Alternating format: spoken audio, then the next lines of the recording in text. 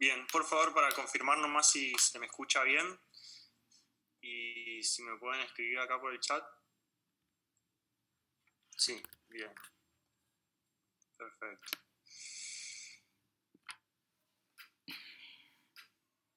Bien, sí se escucha, perfecto. Bien, entonces, habíamos quedado en el presupuesto, en la posición financiera primera versión, donde yo le decía que lo que analizamos en la posición financiera es tomamos el dato que nos arrojó el presupuesto financiero con los saldos del periodo, es decir, si cada periodo me generó plata o me demandó plata, y lo voy a ir solapando con otros datos, que son el saldo anterior, es decir, cuánta plata yo tenía en mi caja al iniciar mi proyección, así como también el saldo mínimo de caja, que justamente como estamos trabajando en proyecciones con supuestos, nosotros estimamos un mínimo de caja a mantener por cualquier desvío a lo estimado, ¿sí? En función de eso calculamos los superávit o déficit. Si yo llegara a tener una primera posición financiera solo con superávit, no me hace falta hacer nada más, avanzo con el estado de situación patrimonial en este caso. Pero en este caso, como en un periodo tuvimos déficit, tenemos que ver cómo salvamos ese déficit. Y es así que hacemos la posición financiera segunda versión. No me detengo mucho acá porque es algo que lo explicamos en la clase anterior. Si es que hay alguna duda, por favor, díganmela, nos detenemos y lo vemos. Pero principalmente la posición financiera segunda versión, lo que tengo que hacer es de vuelta al análisis de saldo del periodo, saldo anterior, llego a un saldo acumulado, resto del saldo mínimo, determino superávit barra déficit. Si ese superávit o déficit es positivo, pasamos al periodo siguiente. En el periodo siguiente, como ya vimos que íbamos a tener un saldo negativo, lo único que hacemos es ver cómo financiamos ese saldo negativo. Veíamos que íbamos a tener una necesidad de fondo de 7.556 pesos. Entonces, analizamos en forma paralela el adelanto en cuenta corriente y vemos, si yo le pido al banco 7.556 pesos al inicio del cuatrimestre, cuántos intereses se me van a devengar en ese cuatrimestre y así sucesivamente en los cuatrimestres posteriores hasta que yo pueda devolver la plata, ¿sí? Como vimos, nosotros en el segundo cuatrimestre vamos a tener una situación financiera mala, por así decirlo. O sea, no vamos a tener superávit en el periodo, el saldo del periodo es negativo, los recursos financieros que tenemos no nos alcanza para pagarlo, ni eso, ni el mínimo, entonces tenemos que salir a pedir plata. Situación que se revierte en el tercer cuatrimestre, donde el giro operativo de mi negocio me va a generar recursos financieros y yo voy a tener para devolver esa plata. Pero ¿cuándo voy a tener para devolverla? Recién al final. Por eso es que computamos también los intereses del tercer cuatrimestre y sobre ese saldo de capital adeudado al banco al inicio, más los intereses de ese tercer cuatrimestre, anoto o registro la cancelación. La única diferencia con el ejercicio 1 es que acá nos da como para hacer una cancelación total, es decir, le cancelo todo lo que le debo al banco al final del tercer cuatrimestre y cobro recursos financieros. Por eso tengo un superávit al final del tercer cuatrimestre. Lo paso rápido porque creo que quedó bastante claro en la reunión clase anterior. Si hay alguna duda, por favor dígame. Si en la realidad se pudiera acceder a inversiones. Sí.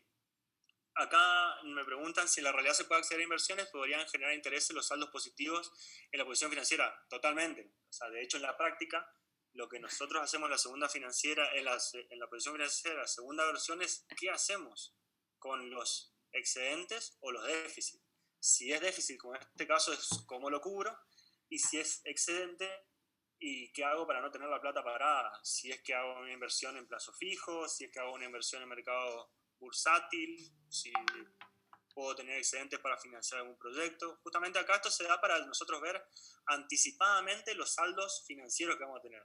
Si es déficit, yo anticipadamente tengo que ver cómo cubrirlo, y si es superávit, tengo que ver anticipadamente qué hago con esa plata para que no duerma, por así decirlo.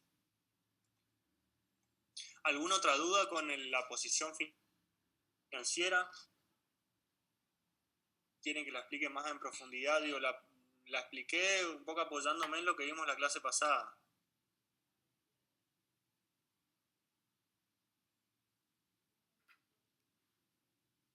¿Me escuchan? Sí, se entiende, profe. Bien. Sigamos, profe. ¿Cómo se sacaba el adelanto en cuenta corriente? Pregunta Aldana.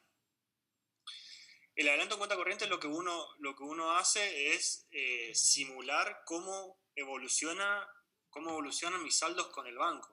O sea, puntualmente el adelanto en cuenta corriente es este cuadro que lo estoy marcando acá, ¿sí? Donde yo veo cuando le pido plata al banco, en qué momento se la voy a pedir. En este caso, como yo necesito la plata durante el segundo cuatrimestre, la pido al inicio.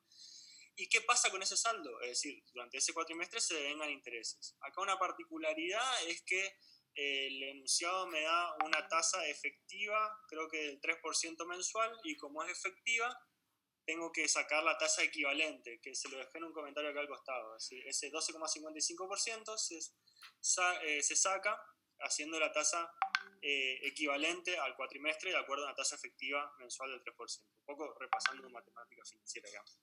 Pero, bueno, un poco respondiendo a la pregunta de Aldana, es en el cuadro de adelanto en cuenta corriente lo que yo hago es analizar cómo va a evolucionar mi saldo con el banco para este financiamiento de corto plazo.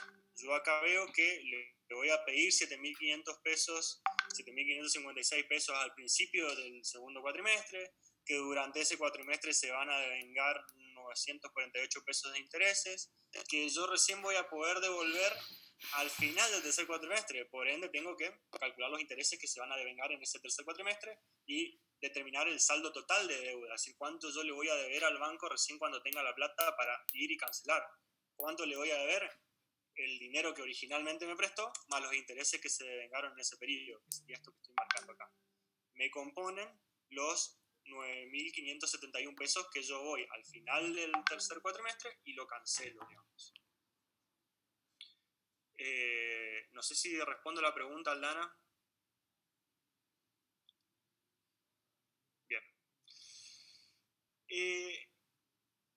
Siguiendo con el desarrollo del ejercicio, nosotros estamos viendo que para cubrir nuestras necesidades operativas de fondo, nuestras necesidades financieras, nosotros vamos a tener que recurrir al financiamiento de corto plazo, adelanto en cuenta corriente.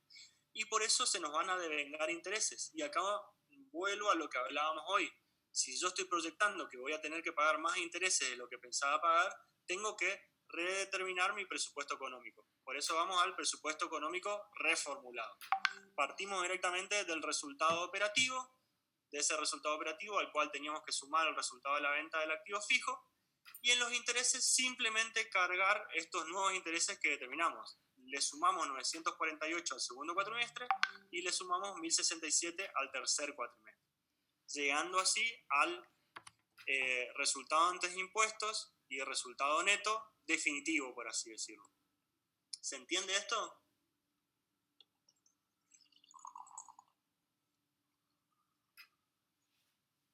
Sí. Bien. Perfecto. Buenísimo.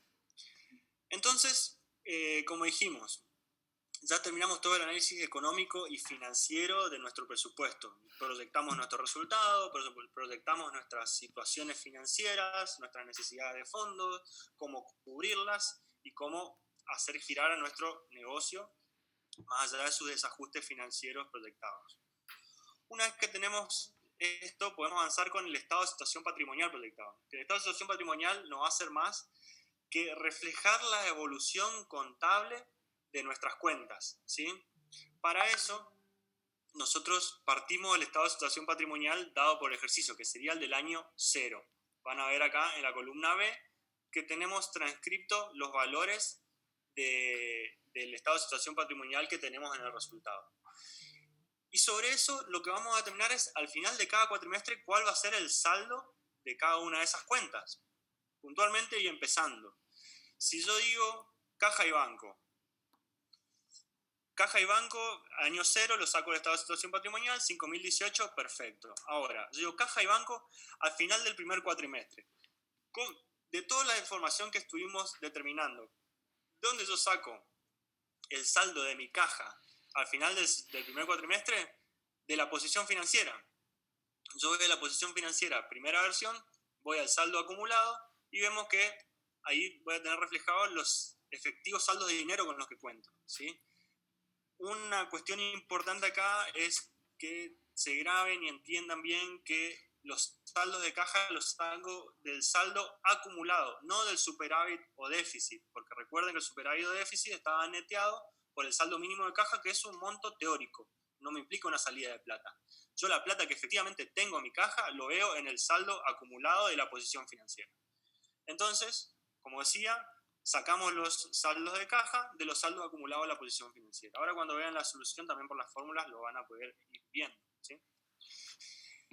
Acá en cuanto a las cuentas, paso a la siguiente cuenta. Por favor, si hay algo que no se me entiende, me lo escriben en los comentarios y aclaramos las dudas. Paso a la siguiente cuenta, cuentas por cobrar. Cuentas por cobrar, como sabemos, refleja lo que me deben mis clientes, las ventas que yo hice y que yo no cobré. Les dejé un comentario acá para cuando lo estudien solo, por así decirlo, para dejarle el concepto. Pero lo importante que nosotros tenemos que saber es que las cuentas por cobrar surgen del total de las ventas que nosotros tenemos computadas para ese periodo, menos las ventas efectivamente cobradas, ¿sí? Si yo en el primer cuatrimestre proyectaba vender 35.109 pesos y de mi posición financiera o de mi presupuesto financiero veo que yo efectivamente cobré 30.720, la diferencia va a ser mis cuentas por cobrar, 4.389. ¿Sí? Otra forma también podemos ver las cuentas por cobrar es ver el monto, voy al presupuesto financiero, que tengo en cobranzas del periodo siguiente. Es decir, yo quiero saber cuántas cuentas por cobrar tengo al final del primer cuatrimestre y bueno, veo las cobranzas que yo proyecté en el segundo cuatrimestre. Esto está bien en este caso, pero eventualmente si tenemos un caso en que el periodo medio de cobranza es mayor a n, al subciclo, esto no va a ser representativo.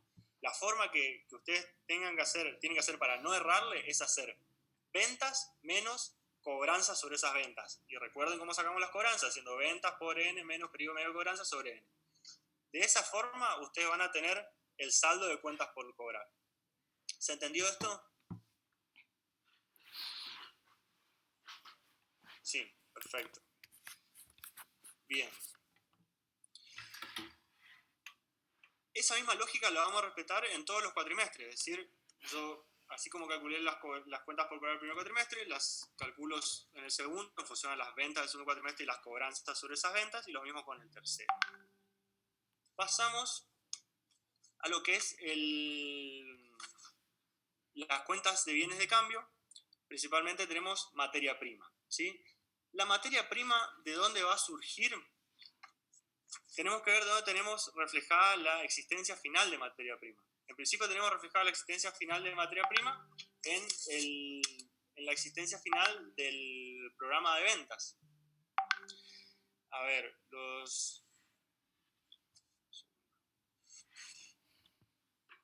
programa de ventas, del programa de compras, ¿sí? Vemos la existencia final del programa de compras donde me va a decir qué cantidad de materia primas yo tenía. Pero ¿qué pasa? Esas compras están en cantidades. Yo tengo que pasarlas a pesos. Entonces, puntualmente, ¿cómo sé qué saldo monetario tengo de materia prima al final del primer cuatrimestre?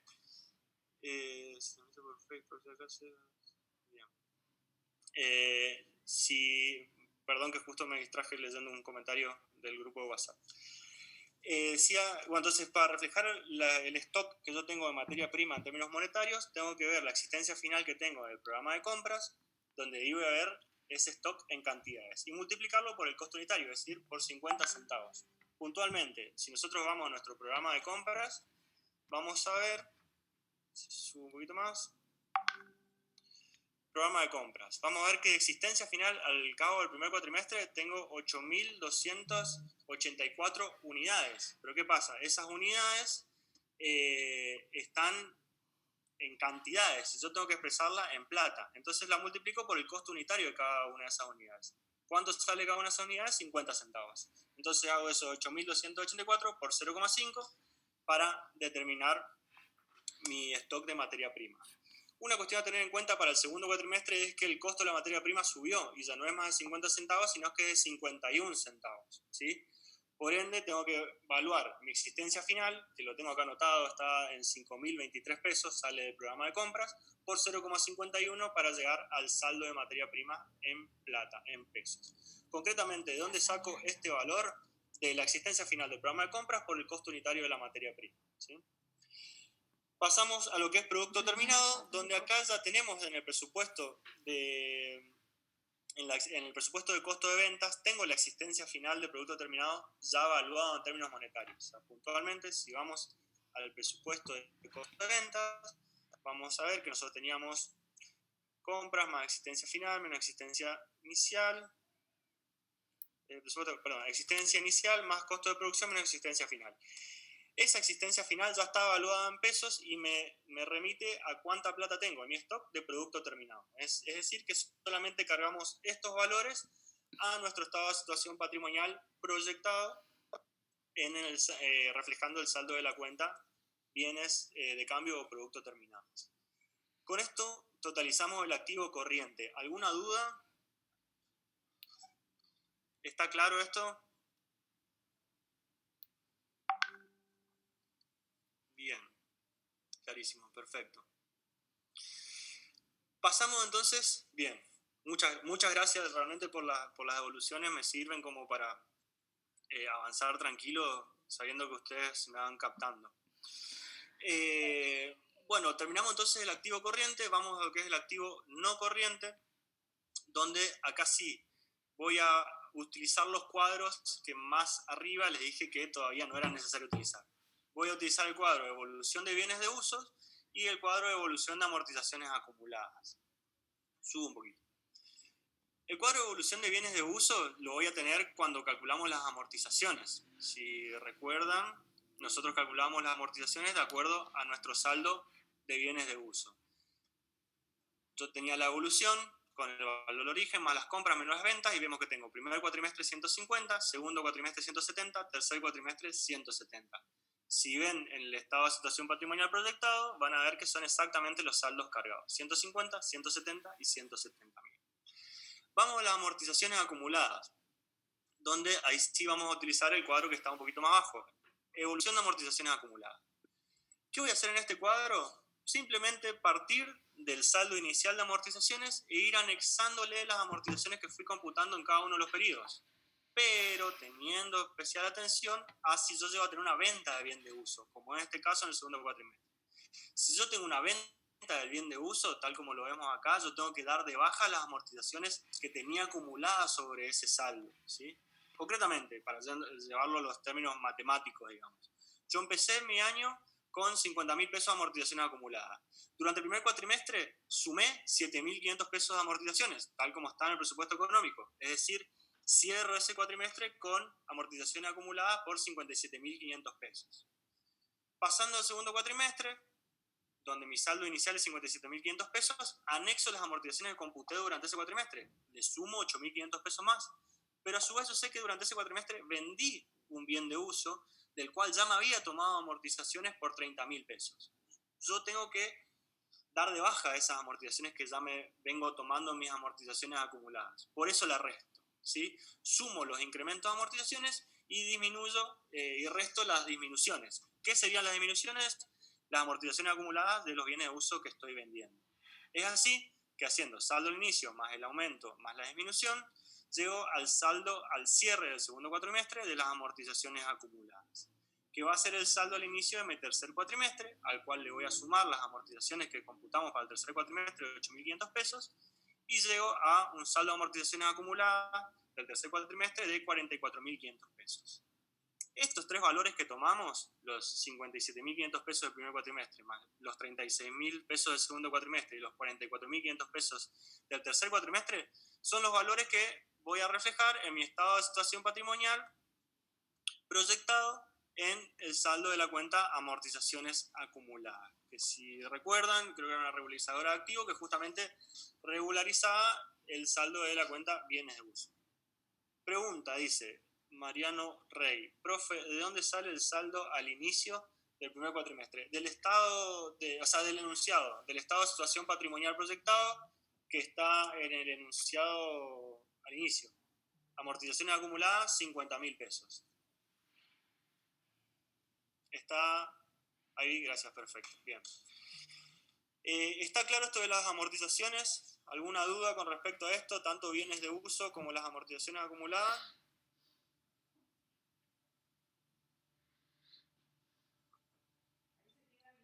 Bien. Bien. Vamos a lo que son las cuentas de pasivo, y si les parece finalizado esto, cortamos acá y dejamos para la clase que viene, que les propongo que sea el miércoles, de vuelta a las 18 horas, para terminar lo que es presupuestación y avanzar con capital de trabajo. Vamos al pasivo. Como les dije, terminamos pasivo, patrimonio neto, y dejamos fuente de uso de fondo y análisis final para la clase que viene. Pasivo. Tengo primero pasivo corriente, donde tengo la primera cuenta a analizar las deudas comerciales. Eso es la misma lógica que en las cuentas por cobrar. Yo tengo que analizar al final del al final del primer cuatrimestre, cuánta plata yo le debía a mi proveedor. ¿Cómo sé eso? Viendo cuánta plata le compré porque internet está un poco mal. Por favor, confírmenme si me están escuchando bien ahora. Sí. Bien. Repito entonces de donde creo que se empezó a cortar. Decimos, las deudas comerciales tienen la misma lógica que las por cobrar. Yo, para ver cuánto le debía a mi proveedor, es decir, mi saldo de deudas comerciales al final del primer cuatrimestre, tengo que analizar cuánto le compré, lo cual sale del presupuesto de compras, menos cuánto le pagué, lo cual sale del presupuesto financiero. Entonces, haciendo compras menos las compras pagadas, que recordamos que eran compras por N menos periodo medio de pago sobre N, surge lo que me queda por pagar. Eso que me queda por pagar es el saldo de mis deudas comerciales, ¿sí? Otra forma de verlo es ver el pago a proveedores del periodo siguiente. Es decir, si yo voy al presupuesto financiero y veo el pago a proveedores del segundo cuatrimestre, va a ser equivalente a las deudas comerciales al final del primer cuatrimestre. Lo mismo acá. Yo veo el pago a proveedores del tercer cuatrimestre y van a ser mis deudas comerciales al cierre del segundo cuatrimestre. Como le digo, esto de otra forma, pero no siempre garantiza llegar al resultado correcto, porque puede llegar a pasar que si el periodo medio de cobranza o el periodo medio de pago es superior a N, esto no se daría. La forma más confiable de hacer esto es hacer compras menos compras pagadas, por así decirlo. ¿Se entendió esto? Por favor, si me pueden confirmar acá en el chat, y avanzo con lo que son las deudas fiscales. Sí, perfecto. Las deudas fiscales salen también del presupuesto económico, ¿sí? O sea, nosotros en el presupuesto económico vamos a ir computando cómo evoluciona mi situación fiscal con el fisco, valga la redundancia, ¿sí? A ver, de la siguiente manera, yo inicié el año debiéndole al Estado, debiéndole al fisco 14.340 pesos en función al impuesto a las ganancias que tenía computado.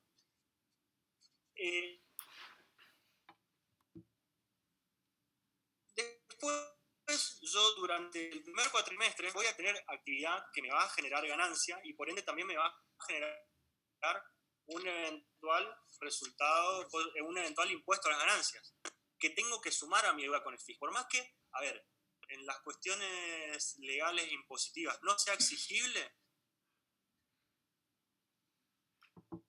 desde un lado económico es algo que se dio. Entonces,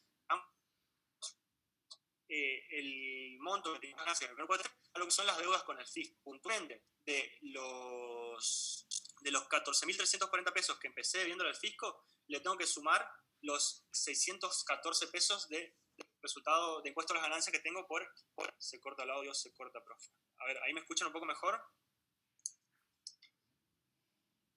Ahí me están escuchando. Sí, bien, perfecto. Bien, voy de vuelta. Lo que les es que nosotros en deudas fiscales tenemos que reflejar cuánto le debemos al fisco al final de cada cuatrimestre. Si yo me posiciono al final del primer cuatrimestre, yo le debo el impuesto por la ganancia que tuve en el pasado, es decir, los 14.340 pesos, más el impuesto teórico que yo voy a pagar por el resultado positivo que proyecto tener en el primer cuatrimestre. Y acá remarco de vuelta el económico. Si bien para un criterio impositivo contable eso todavía no es exigible, en un criterio económico eso ya es una ganancia que me va a implicar un impuesto y me va a implicar una deuda con AFIP, independientemente de cuándo la termine pagando. Entonces, concretamente, yendo a lo matemático, yo del resultado o del impuesto que debía al inicio, le tengo que anexar el impuesto que se me suma por el resultado positivo que tuve en el primer cuatrimestre. O sea, puntualmente le tengo que sumar los 614 pesos de impuesto por el primer cuatrimestre. ¿Se entiende esto? ¿Se me escuchó bien ahí? Sí, bien. Pasamos al segundo cuatrimestre, donde de vuelta yo en todos los casos tengo que ir reflejando mi situación frente al fisco al final de cada... ¿Qué pasó en el segundo cuatrimestre? Si bien yo tuve resultados positivos en mi resultado proyectado, el cual incrementa mi deuda con el fisco, también pagué el impuesto a las ganancias del año pasado. Es decir, de estos 14.000, como acá los valores, como para de estos 14.300 que yo debía en un principio, tuve que sumar 640 por el primer cuatrimestre, tuve que sumar a su vez 12.655 el segundo cuatrimestre, pero a su vez, creo que internet está fallando de vuelta, pero a su vez yo pagué este impuesto a las ganancias del ejercicio anterior de 14.340. Por ende tengo que restarlo del saldo de mi deuda, ¿sí? Es así que mi deuda con el fisco al final del tercer cuatrimestre surge a ser mi saldo inicial más los impuestos que fui devengando en ese periodo menos el pago de impuestos a las ganancias que ya hice. ¿Se entiende?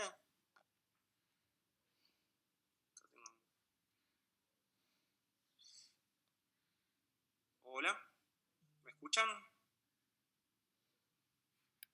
Sí, bien.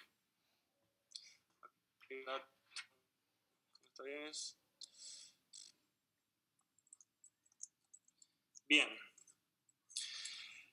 Entonces, como siguiendo con las deudas fiscales, lo que tengo que ir haciendo acá es reflejar cuánto le debo al fisco al final de cada cuatrimestre, ¿sí? En el segundo cuatrimestre, si quiere, tengo algo complejo, si lo quieren llamar así, que es porque tengo el incremento por el resultado del segundo cuatrimestre, pero tengo la disminución por el pago del impuesto del año pasado. En el tercer cuatrimestre se pone de vuelta, se hace sencillo porque al saldo del final del tercer cuatrimestre solamente le tengo que sumar el impuesto que voy a devengar o contemplar por el resultado positivo del tercer cuatrimestre. Siguiendo, vamos a lo que es préstamos. Y acá présteme especial atención. Así como vemos nosotros deudas bancarias, vemos que es un saldo constante de 6.000 pesos durante todo el ejercicio proyectado. ¿Por qué si yo voy pagando cuotas no baja mi saldo de deuda? Porque estamos en el pasivo corriente. ¿Qué quiere decir pasivo corriente? Son compromisos que se van a hacer exigibles y líquidos en un plazo menor a 12 meses. Entonces, si yo en cualquier momento de mi préstamo durante el primer año me posiciono de ahí a un año para adelante, yo siempre le voy a deber al Estado 6.000 pesos. Perdón, al Estado no, al banco. Siempre voy a tener por cancelar al banco un saldo de 6.000 pesos hasta que esté en los últimos 12 meses de la vida de mi crédito. Ahí recién va a empezar a bajar el pasivo corriente. Mientras tanto, lo que yo estoy achicando es deuda a largo plazo, por ende lo que va bajando es el pasivo no corriente. Si vemos deuda bancaria en pasivo no corriente, vemos que las cancelaciones de capital impactan ahí, no en el pasivo corriente. ¿Se entiende esto? Sí, bien. Cualquier cosa creo que también esto está explicado en el Word. Si no, bueno, en la clase que viene lo revemos. Seguimos con el pasivo corriente, tenemos otra cuenta, adelanto en cuenta corriente, no hacemos más que reflejar cuánto le debemos al banco al final del segundo cuatrimestre, tanto por la plata que pedimos al principio del segundo cuatrimestre como por los intereses. Y finalmente acreedores, donde vamos viendo del cuadro de evolución de deuda con nuestro acreedor, cuánto le vamos debiendo al final de cada periodo. Si vemos que al final del segundo cuatrimestre le debíamos 14.000 pesos, al final del tercer cuatrimestre le debíamos 7.000 pesos. Y así finalizamos lo que es el pasivo corriente. Pasivo no corriente, solo tenemos la deuda bancaria, que como bien decíamos es lo que va disminuyendo, ¿sí? Y con esto totalizamos el pasivo. Miren, si les parece, cortamos acá, quedan 8 minutos y no va a hacer la diferencia, prefiero arrancar la clase que viene cerrando lo que es el patrimonio neto y cerrando lo que es el estado de fuente y uso de fondo. Hasta acá, ¿alguna duda? ¿Algo que les haya quedado en el tintero? ¿Algo que quieran repasar? ¿Alguna recomendación para la próxima clase? Bien.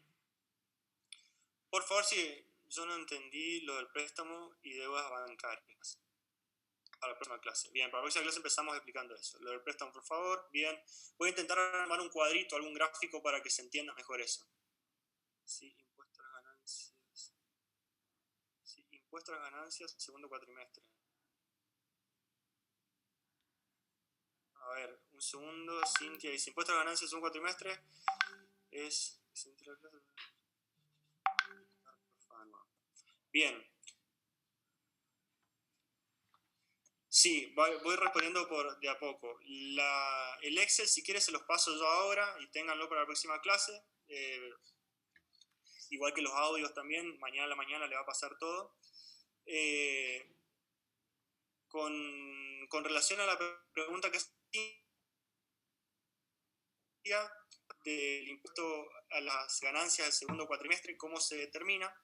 Hago vuelta acá el cálculo. Voy a buscar unas anotaciones donde voy a tener yo el impuesto sub 1, ¿sí? El momento del año 1. Después tengo el impuesto primer cuatrimestre, el impuesto segundo cuatrimestre y tengo pago impuesto periodo sub 1. De esto sale la deuda fiscal al final del segundo cuatrimestre.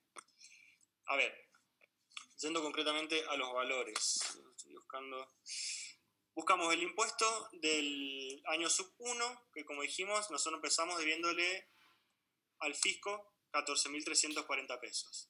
Después yo en el primer cuatrimestre tuve actividad económica, tuve resultado positivo, es decir, voy a tener un impuesto a las ganancias a determinar.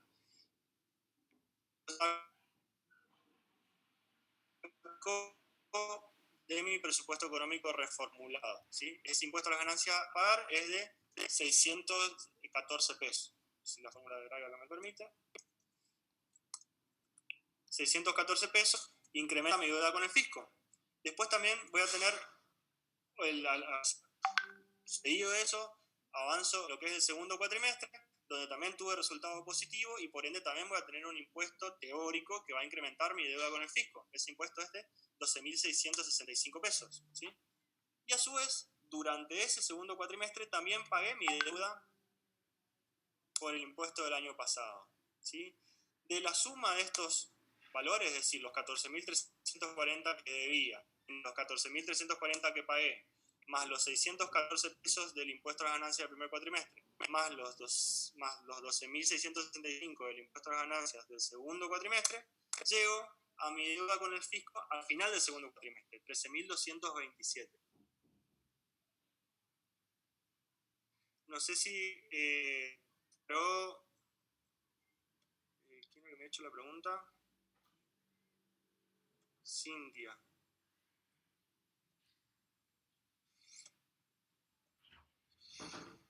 Cintia Candia. Bien. Lo dejo pintado en amarillo y cuando les pase las soluciones van a ver también cómo se linkea. Bueno, entonces decía por lo pronto, les paso mañana los Excel, les paso los audios y quedamos para el miércoles a las 18 horas. Por favor, estudien esto, estudien capital de trabajo para trabajar sobre las dudas. La capital de trabajo me parece que les va a resultar más familiar, no es tan contable como esto. Y bueno, vamos a intentar la clase que viene abordar por lo menos los ejercicios 3 y 4. Y el 5 también es fácil, si pueden mírenlo porque no es muy complejo. En definitiva, nos vemos el miércoles a las 18 horas. Les agradezco mucho su participación activa, con preguntas y asistiendo. Realmente es gratificante ver que llega. Y bueno, nos estamos viendo el miércoles. Les mando un abrazo grande.